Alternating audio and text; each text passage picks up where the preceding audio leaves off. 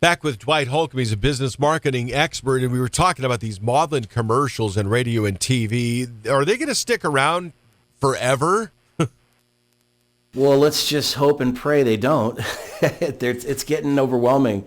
I think the best thing people can do at this point is just move on from this, understand that we're all in the same boat. Everybody understands we're in this situation.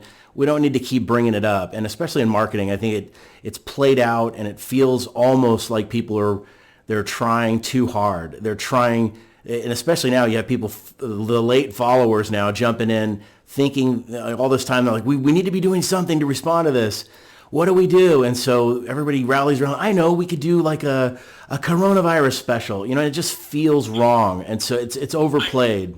It's like virtue signaling. And I do have to tell you, being in the Midwest, watching, not the commercials, but watching like the fundraisers, the one that the comedians did for Feeding America, it was awful because we've got all this open space. They're like, stay inside, keep your butts inside. I'm like, dude, we don't live on top of one another. We can get away with this. Why are they not paying attention to the great heartland of America? Why is it just both coasts when they do these commercials and specials? Yeah, I think especially when the people are looking at how they're going to market this and position these things, I think they just have to be considerate now that it's almost offensive when you play it out too much further. So I think, especially from a company standpoint, the best thing they can do right now is just think about what the problem itself is fine. So if somebody's having, they're struggling with their business, they've lost revenue, talk about just the fact that we're seeing a lot of people losing revenue. So we're doing this in response to that. That's the kind of thing that I think people will hear past the noise of speaking about coronavirus and COVID.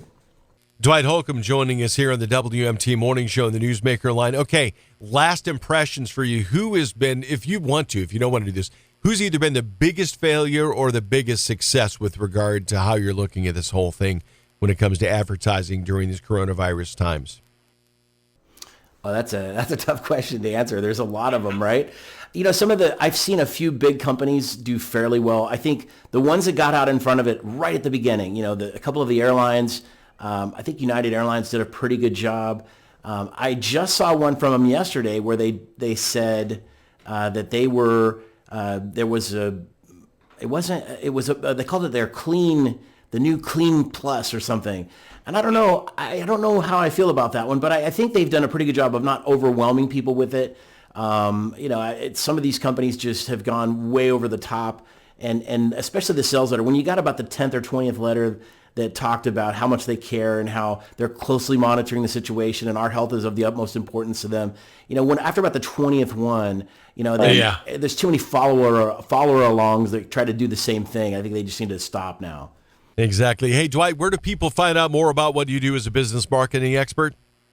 Yeah, thanks. So we're HC Development, hcdevelopment.com. We're a fractional CMO and a virtual marketing department for the software and technology industry.